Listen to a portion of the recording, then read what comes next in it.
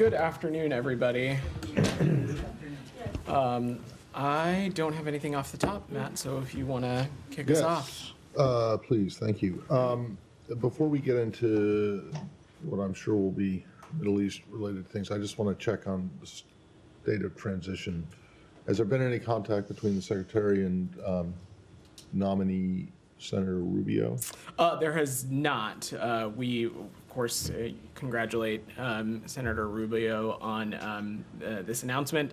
To date, the incoming administration, President-elect Trump's team, our understanding is that they have yet to sign the memorandum of understanding as it relates to some of the transition endeavors, both with the White House and the GSA. I will let them and the GSA speak to that process.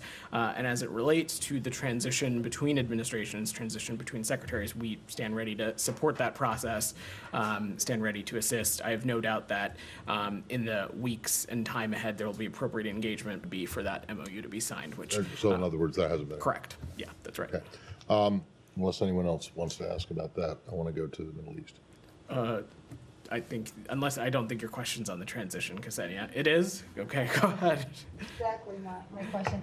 What foreign policy changes do you expect and hope to avoid once Rubio becomes Secretary of State? So, I mean, is there anything Secretary Blinken would want him to stay the course on? Ksenia, I'm just going to jump in right there and just echo what you've heard the Secretary, the President, Matt, and others say. There is one president at a time. There's one Secretary of State at the time. The kinds of foreign policy and national security objectives the incoming administration may or may not pursue, you certainly can speak to them. And to the extent that they continue to hold daily press briefings, you can certainly ask them about it after 12 p.m. on January 20th. Till then, President Biden is president, Secretary Blinken is secretary. Matt and I are the ones up here doing the daily press briefings, and we're happy to talk to you about the things that we're continuing to pursue over these final days in the administration, which we have talked about at great length. Anything else on the transition? Otherwise, I imagine Matt and others want to get back to news of the day. Yeah, I just want to, I wanted to ask you about the latest after our exchanges on, I guess it was Tuesday, about the aid situation and this new UN Commission report that is very harshly critical of Israel. One, since Tuesday, have you seen anything that would make you think that they are now more in compliance with the criteria that were laid out in the letter? And number two, what do you think of this UN Commission's? Let me get to the second part of your question first. As it relates to the UN Commission, I've seen some of that reporting, and we've seen some language coming out of that indicative of their belief that some of the actions could be constituted as, this is their phrasing, genocide. That is something we would unequivocally disagree with. Again, we think that that kind of phrasing and those kinds of accusations are certainly unfounded. As it relates to the humanitarian situation, I laid out on Tuesday some of the steps that we have seen taken. We expect some additional steps to take place as well over the course of this week. Particularly, we anticipate that the IDF and COGAT may make some adjustments to the list of items, the dual-use items that would be allowed to be categorized within humanitarian aid. Certainly, progress in that space would build on the many things that I outlined the other day on Tuesday. And all in all, what we want to see is all of these things in their totality continue to contribute to an improvement in the humanitarian circumstances on the ground. But they haven't done that yet. That we expect a decision to be made on that sometime this week. And there's still been no meeting of this civilian harm reduction. That is my understanding. But again, these items were October 31st, even before the the deadline on Tuesday. Certainly, our hope and our expectation is such an engagement happens as soon as possible. But ultimately, Matt, look, we talked a little bit about this the other day. we want to make sure that these kinds of efforts are sustained over an extended period of time. You and I and many others have had a fairly extensive back and forth on Tuesday about the contents of the original letter that Secretaries Blinken and Austin sent in October, but also the results that we're seeing on the ground. Obviously, colleagues in the humanitarian space had some perspectives and points of view on this and well. And I say all this to say that at the end of the day, we welcome criticism of the United States record. Certainly, we even welcome criticism of Israel's record when it's warranted. But certainly, it ultimately, at the end of the day, needs to be grounded in facts. And the facts are is that on many of the items that were outlined in this letter that was sent by the secretaries, we have seen progress and steps in the appropriate direction. What we need to see now is these kinds of events sustained over a significant period of time, and our hope is that through the significant progress steps that we've seen, that the operational space has been created to see an additional inflow of trucks, see an additional inflow of humanitarian aid, that all in all, contributing will hopefully help address the dire humanitarian crisis in Gaza. All right, well, yeah, I mean, you keep using the word hope and the words hope and expectation. You know, it's just, at this point, it kind of sounds like, you know, thoughts and prayers being offered for victims of tragedies, which are you saying that all accusations against Israel are unfounded?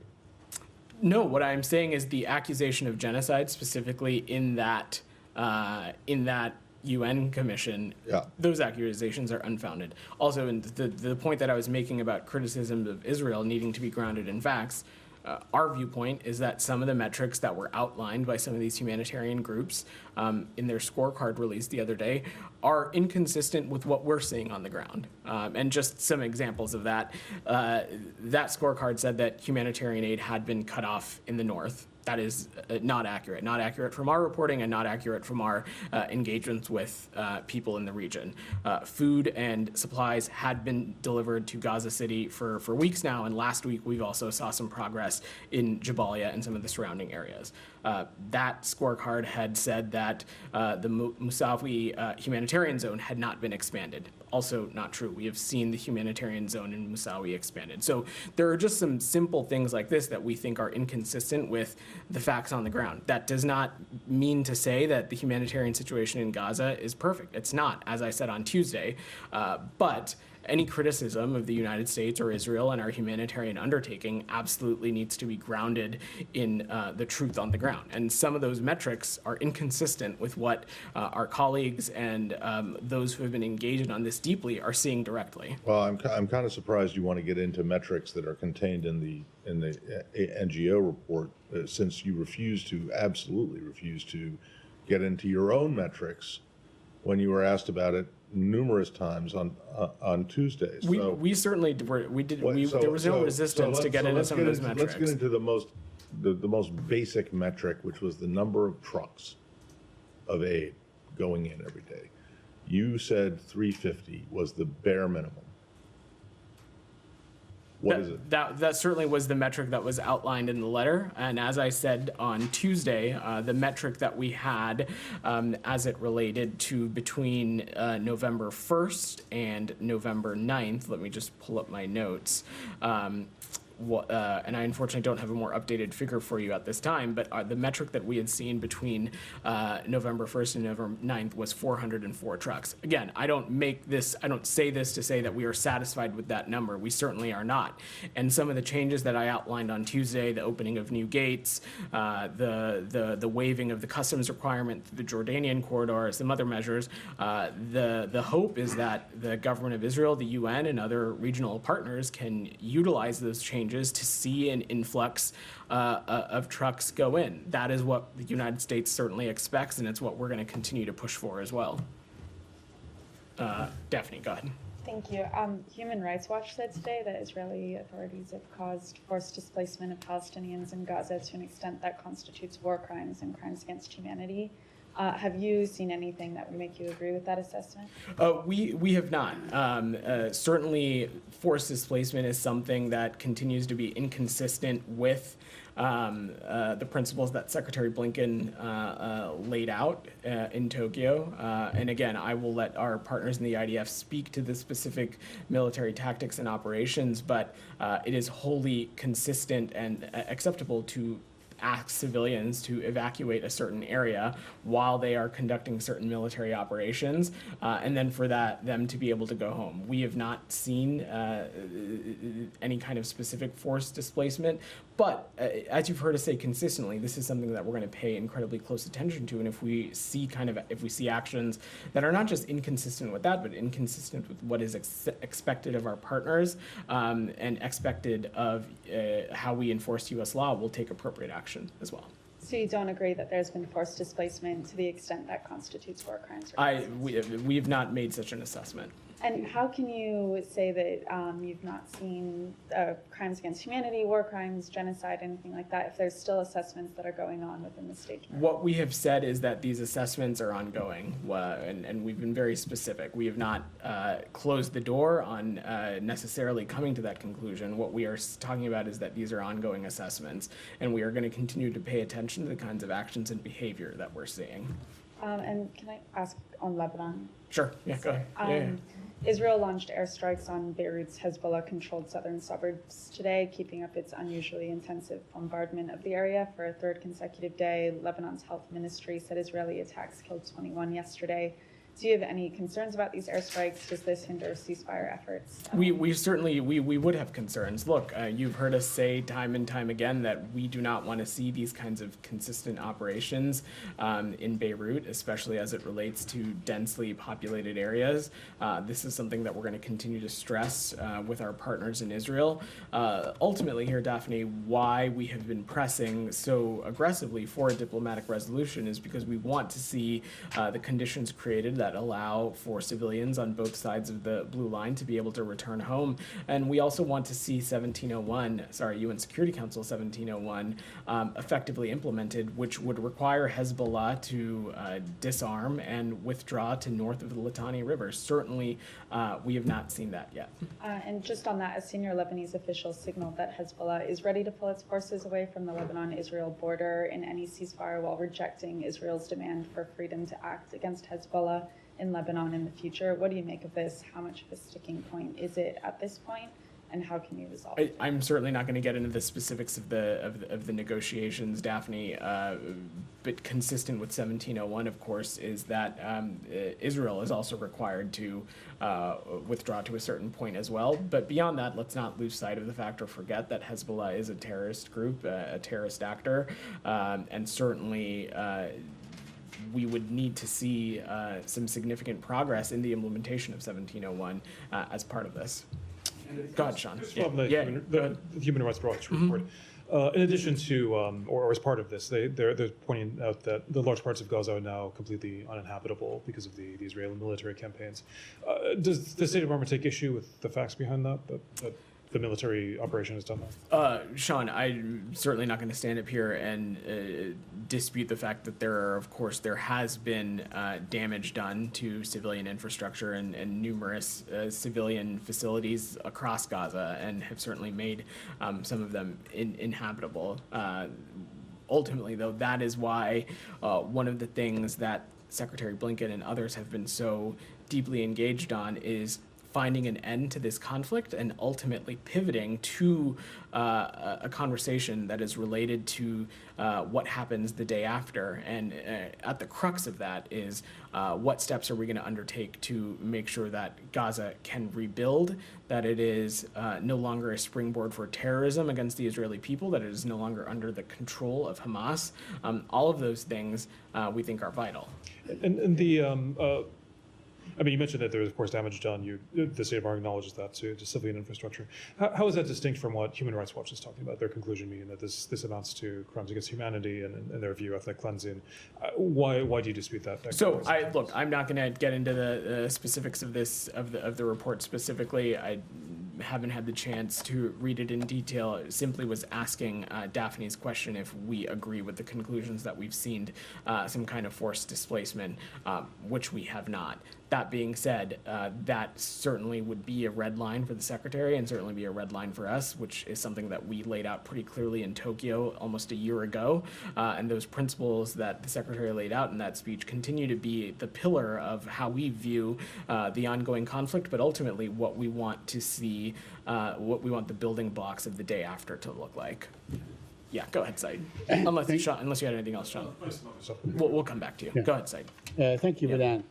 On the letter itself, I mean, 2 days after the deadline, whatever it is, do you consider the letter to be nullified, canceled, or fulfilled? The content of the letter. I mean, what is the status of the letter today? Said, none of the above. I hope you were paying attention to the very extensive back and forth we had on this on Tuesday. I asked the question, yeah. The point of what we said was that these are issues that we're going to continue to pay close attention to. We're going to continue to make assessments on them. And should we see things that we believe are inconsistent of how we expect a major partner like Israel to conduct itself, we'll appropriately raise those things and we'll appropriately enforce and take action as it relates to U.S. law. Our intense focus and our close looking and our assessments of the humanitarian situation in Gaza did not start when the Secretary sent that letter. It did not end after that 30-day period. This is something that we have been intensely focused on, certainly in the context of this conflict since October 7th, but even more broadly, the humanitarian situation in Gaza is something that, of course, the United States has been deeply engaged on for many time before that. I'm not asking a humanitarian question. I'm asking a technical question. The letter had a time limit. I mean, it had very specific things. That part of it, is that nullified? Is that over? Is that canceled? Is that shelved? What is it? The 30-day period, is it extended? Said, the letter was designed to inject a strong sense of urgency and produce action, and we believe it has done that. We are now going to continue to remain engaged on this. And if we see actions that we think are detracting from these steps of progress, if we see actions that are inconsistent with the kinds of things that we want to see, we, of course, will appropriately make the relevant assessments that we need to make within U.S. law. The letter is not void, it is not null, it is not canceled. Right. The letter was it is one piece of the puzzle as it relates to how we are approaching the issue relating to the humanitarian situation in Gaza. Just one last thing on the issue of the letter, but the part that expired on the 12th of this month, is that over? What part are you talking about, Said? It had a definite time limit. That's Said, there was so that, I mean, I understand. It laid out, can be renewable. It laid out, I think you were focusing a little too intensely on the letter. It laid out some specific steps that, it was the government. let me finish. Let me finish. It laid out some specific steps that we wanted to see. It laid out some progress areas that we wanted to see. We believe that we have seen some progress in some of those areas. We're going to continue to assess and see what happens, and if we see a detraction or steps backward as it relates to that progress, we'll take appropriate action. It's as simple as that. Okay, so let me ask you about the number of trucks. You said 404 trucks entered since between November 1 and November 9. That is like 44 trucks a day. That's way below. And in talking to Matt, I will echo what I said again. That number is incredibly and deeply unsatisfactory and certainly inconsistent with the goals that we've set out. But with the changes that have been made, the operational changes, some additional border crossings, some routes that have been opened up and repaired within Gaza, some changes that have been made to the Jordanian corridor, the work that is ongoing with our partners in Egypt and our partners in Israel relating to throughput and capacity issues at Kerem Shalom. Our goal and our hope is that we will be able to reach that number, and that's what we're going to continue to press for. And you said that you disagree with the term genocide to describe what's going on in Gaza. I mean, you guys have done that time and again. Now we know that there are 44,000 dead as of now, at least what the Ministry of Health says from Gaza. The Lancet group says maybe 186,000. There are 10,000 under the rubble, presumed dead, and so on. Do you have a definition for what genocide is? Can you tell me what is the definition of the government of the United States of America in describing genocide? Said, I'm not a lawyer, so I'm not going to offer a legal definition for you. Right. What I can say, and what I'll reiterate again, is that the allegations of genocide we continue to believe are unfounded in the context of the ongoing conflict. Now, that certainly does not minimize the moral and strategic imperative and responsibility that our partners in Israel have to conduct their operations and conduct their activities with civilian protections in mind and taking every possible effort to minimize the impacts on civilians. And certainly it also calls into question Hamas's role in this, because time and time again we have found that Hamas has been resistant to this war coming to a close. They've been resistant to a ceasefire deal, a proposal. They have yet to, a number of hostages continue to remain in Gaza, including American citizens. And so certainly that is a component of this as well. But let me understand you correctly. I mean, I'm not disputing any of what you're saying. I'm saying that the government of the United States does have a definition as to what genocide is. We've seen that. It certainly does. It certainly does. Many places. I'm not a lawyer, so I don't have it. I don't have it for understand, you. But again, what we would find those allegations to be unfounded. Okay. Can you please get us the definition of the United States government? I'm happy to. Okay. I have a couple more questions, if you allow me, and if my colleagues indulge me. I want to ask you about the West Bank. Yeah. There are growing restrictions, Israeli restrictions, that trap Palestinians, not only in Hebron, but in many now, that literally get locked in. I know you guys get offended at the term apartheid, but that's, when you lock people in and allow them out to go to school or work or anything like this, according to your own calendar. What do you call that? What is that? I mean, when you trap people, literally, you disallow them from, let's say, cultivating their olive trees, going to work, building their community, whatever. I mean, they are literally locked in. How do you describe that? So, Said, first of all, it is not lost on this department and this administration how vital economic activity is to the West Bank being able to be viable and certainly being able to be sustained on its own. And things like the olive harvest and other economic endeavors, no doubt, are integral to that. In specific reports, as it relates to some of what you said relating to communities and villages, we're aware of those reports and we're asking our partners in Israel for more information. We are very concerned about these kinds of reportings and certainly are concerned about what that could mean for maintaining stability in the West Bank. We're going to continue to urge Israel to take all feasible measures to protect civilian lives in the West Bank, but not just protect civilian lives, allow for what is required so basic economic functions like you described are able to go about and happen unimpeded. We also recognize that there are very real security challenges that Israel faces, and it has a legitimate right to defend its people and its territory. And finally, on UNRWA. Yeah. Now, Mr. Lezer, the director of UNRWA, said that basically it is catastrophic. I mean, the agency is facing catastrophic end or consequences. I want to ask you, because I remember this, from way back in the 90s, when Congress imposed the transfer of the embassy, for instance, to Jerusalem. The President of the United States would go, every 6 months and have actually a waiver.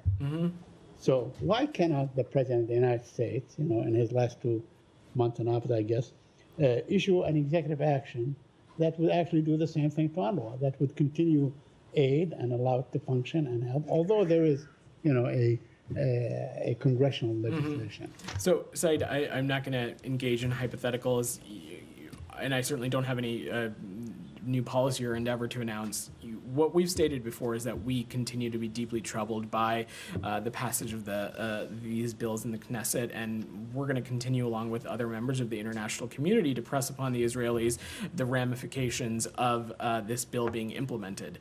UNRWA has played a critical role in providing millions of Palestinians access to basic healthcare, basic education, food, and other essential services, and it's essential that there be no disruption to those services. As you heard me say on Tuesday, there continues to be about 2 months before that bill, we believe, is required to be implemented. So we're going to continue to press and raise this with our partners in the region, and it continues to be a top priority for us.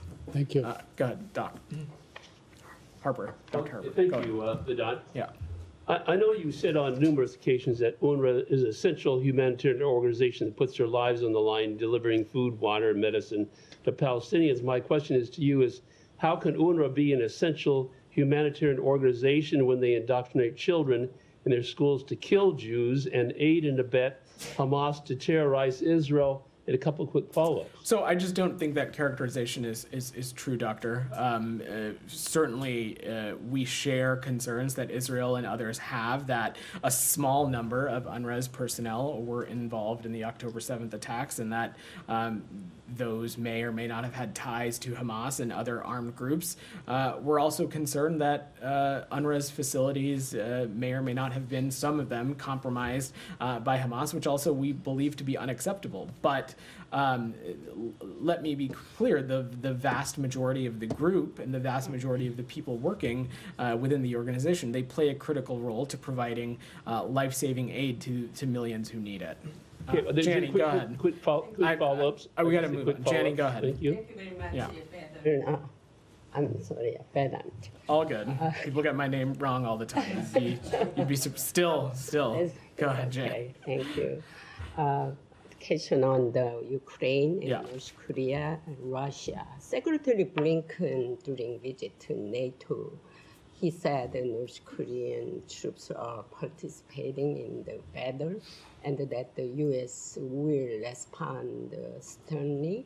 What are the specific response measures, and does it include restriction on the use of long-range weapons? So, as it relates to our Ukrainian partners and any security assistance, we may or may not provide additionally. I just don't have any policy changes to share. But in the context of DPRK troops in the region, you've heard me talk a little bit about this on Tuesday, Jani.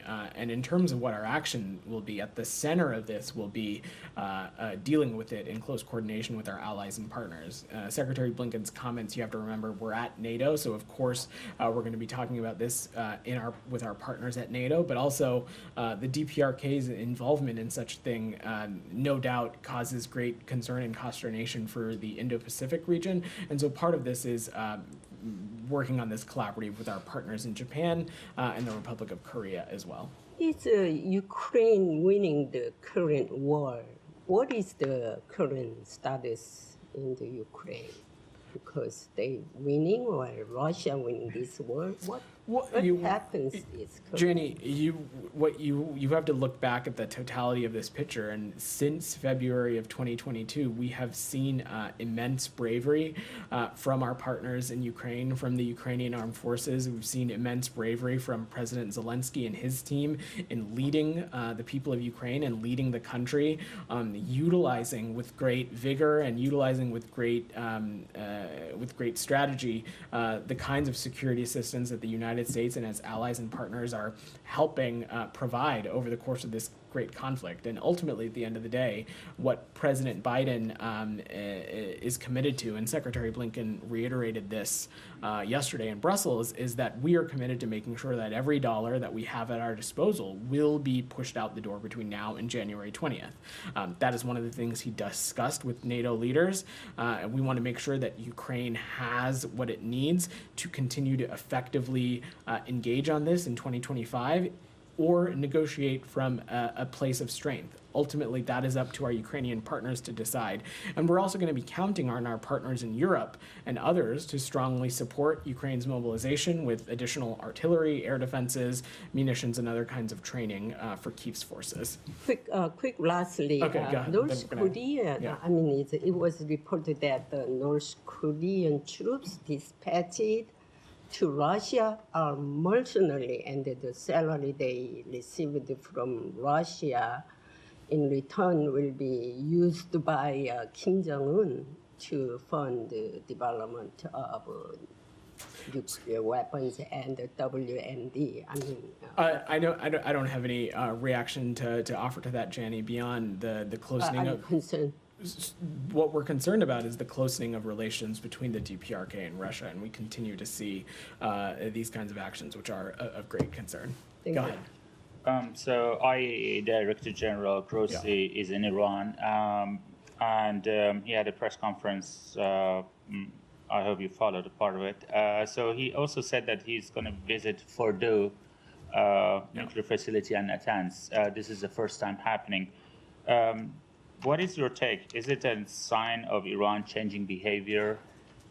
I think we're hesitant to interpret anything as signs of whether Iran is willing to change their behavior or not, because ultimately what we want to see from Iran is actual behavior change and action, not just signs of something or indications of something. And as it relates to Director Grossi's comments, we agree with the IAEA Director General. The time is of the essence in ensuring Iran's full cooperation with the IAEA to resolve the longstanding issues of concern. The President and the Secretary have been clear about this. We want to ensure that Iran never has a nuclear weapon, and we're going to continue to use a variety of tools to pursue that goal, and all of our options remain on the table. But given that we have seen Iran's escalation across the board, including its nuclear escalations, its track record of a failure to cooperate with the IAEA on longstanding issues, we think that it is appropriate that Director Grossi undertake this.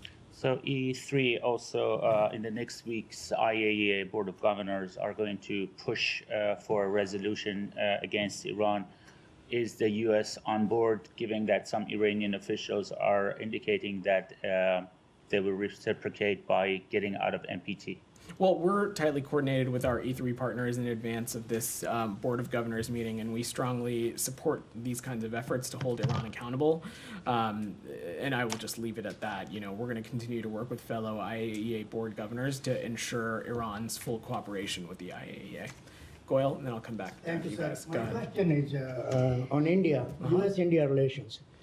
How do you rate today U.S.-India relations and under the new administration and Indian-American community's interest is after U.S.-India relations immigration? Because hundreds of thousands, maybe thousands of them are still waiting in India. They are not getting appointments for immigrant visas. After the consulate affairs moved from New Delhi to Mumbai, Bombay.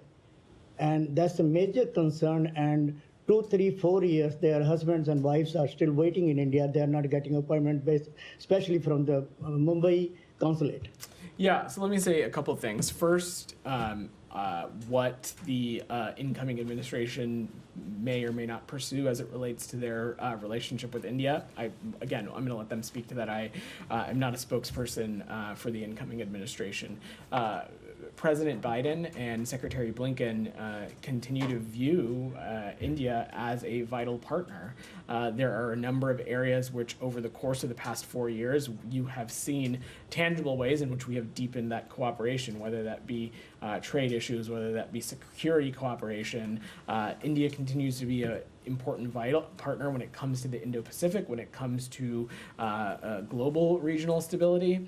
And we are very thankful to have been able to deepen that cooperation over President Biden's 4 years in office. And look, on the topic of immigration, certainly fully recognize how important this is to so many people around the world, whether it be visitor visas, whether it be formal legal immigration channels. And this is something that we take incredibly seriously. And certainly, as it relates to the State Department's remit on this, we'll continue to work and find ways in which we can improve processes. Just a couple of weeks ago, Secretary Blinken and Secretary Gina Raimondo at the Department of Commerce talked about ways in which they have been able to streamline processes for tourist visa processing. We recognize how vital that is to the U.S. economy, and we look forward to continuing to build on that.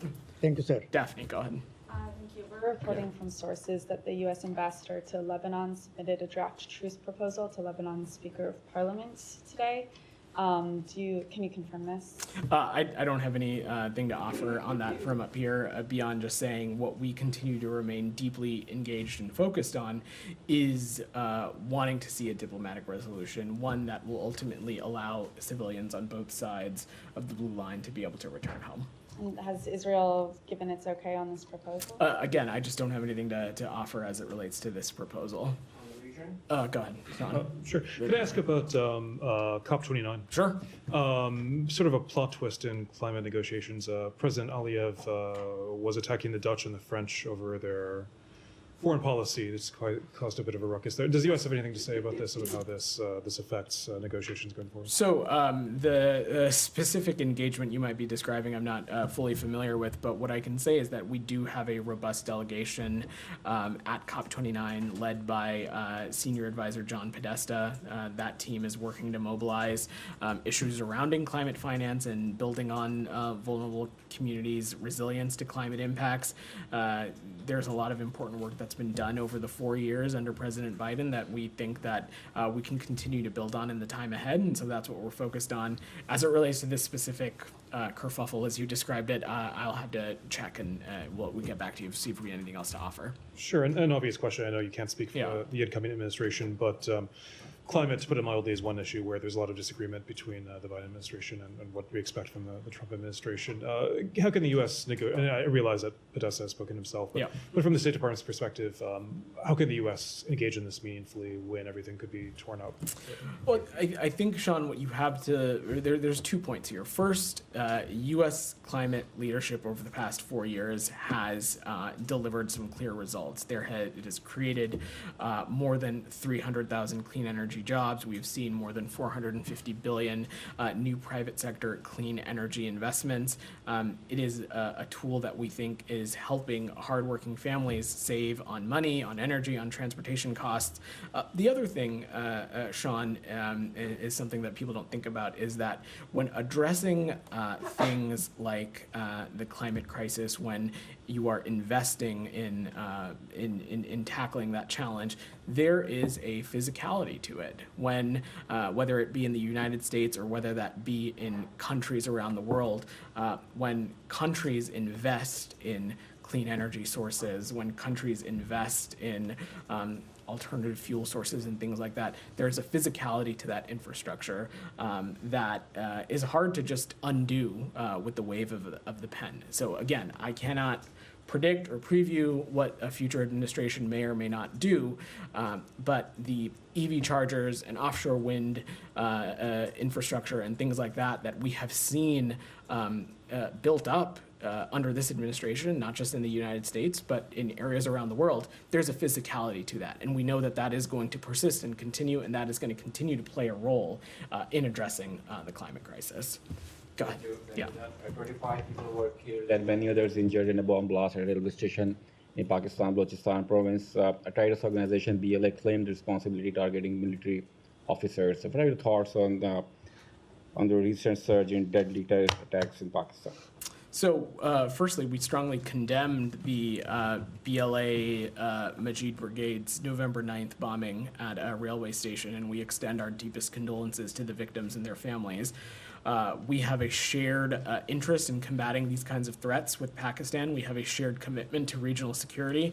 The U.S. itself has designated the BLA as a specially designated global terrorist organization. We did that back in 2019, and at the end of the day, we're going to continue to stand shoulder to shoulder with Pakistan in its fight against terrorism and violent extremism. The day after Donald Trump won the elections, Afghanistan Taliban offered congratulations to the American people for not handing leadership of their great country to a woman. Taliban leaders expressed optimism that Trump election would enable a new chapter in the history of U.S.-Taliban relations. What is your response on this? Well, I can't imagine that the Taliban are experts when it comes to leadership under a woman or not. Look, I'm not going to preview. It's not for me to speak to what an incoming administration chooses to pursue or not pursue as it relates to Afghanistan policy. But the Taliban are hardly credible voices when it comes to the role women play in their society and the role that women leaders play. And what you've heard us say time and time again is that for as long as the Taliban continues to essentially hold back 50% of its population from fully integrating in society, fully participating in society, it certainly is not going to be able to reach the international recognition that we know that they're seeking. The last question, if I may. Yeah. There's a big cricket event in Pakistan. Cricket? Oh, Champions Trophy. didn't have that on my bingo card. Go ahead. It's the biggest event after the Cricket World Cup. And India, due to participate in that event, but the Indian government refused to send Indian cricket team to Pakistan. Last time Indian team was in Pakistan in 2008 due to political tensions. India never traveled to Pakistan. So, do you really think that mixing politics with the sports is a good idea? What is your... So, look, first, as it relates to relations between India and Pakistan, that is certainly for them to speak to, whether it be through sports or other things. I will let them speak to their own bilateral relationship. Certainly not something for us to get in the middle of. But sports is certainly a potent and connecting force.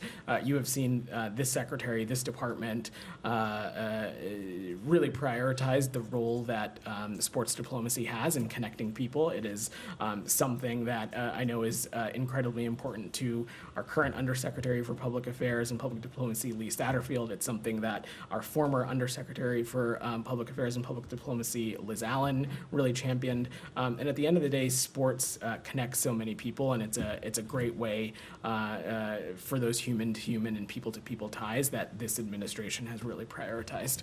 In the back, go ahead. Thank you so much. Yeah. The question is on Mexico. The Mexican government sent yesterday a diplomatic note protesting U.S. Ambassador Salazar's comments, criticizing the former Mexican President López Obrador, particularly on his security policy. Ambassador Salazar said yesterday that the former president rejected U.S. assistance to deal with the cartels. Do you stand with Ambassador Salazar's assessment, and do you think the protest note is justified? So Ambassador Salazar was pretty clear that there is certainly still work and still important work that needs to be done. U.S.-Mexico security cooperation remains a top national security priority for us, and what we're focused on is looking forward to deepening our cooperation with the Sheinbaum administration and to make communities and ultimately people on both sides of the border feel safe. I don't have anything else to opine on as it relates to the ambassador's comments. Go ahead, in the back. Pink tie. Oh, yeah. Hey, Yeah. one pink. All right, good. Yeah. Thank you. Good afternoon. Pro-democracy advocate Jimmy Lai, his trial resumes in Hong Kong November 20th, just a week from now. I know President Biden will be speaking with President Xi in a few days in South America. I presume Anthony Blinken will be in the room at that time. Not sure, but you can correct me if that's wrong. It's Antony. Sorry, my apologies. Yeah, all good. But the question simply, will the issue of Jimmy Lai, will President Biden and Antony demand China and President Xi release Jimmy Lai? So in every engagement that Secretary Blinken and President Biden have had with Chinese counterparts, whether it be President Xi or the Secretary's own engagements with Director Wang Yi, certainly human rights and the treatment of political dissident voices have been part of those conversations. I'm not going to preview or get ahead of what may or may not be at the agenda at APEC. Part of that, of course, is going to be talking about ways that we can continue to responsibly manage competition with the PRC. So I'm sorry, I'm a little confused. So Jimmy Lai's name will come up or won't come up? I'm not gonna speculate or preview what gets discussed in the meeting or not, beyond just saying that human rights issues and certainly the treatment of dissidents and the treatment of human rights defenders will certainly be at the crux and part of that conversation. And many, just one more, please, Yeah. thank you. Many have described this trial as a sham trial, this national security trial. If he is convicted, what will the United States do? I'm just not going to get ahead of hypotheticals on that. In the back, go ahead. Yeah. Thanks. Senator Cruz posted on X, "Enough is enough," never a good sign. Any State Department employee who had attended a therapy session because President Trump won should be fired on day one. Our diplomacy is too important to be left to children? Do you have a response to that?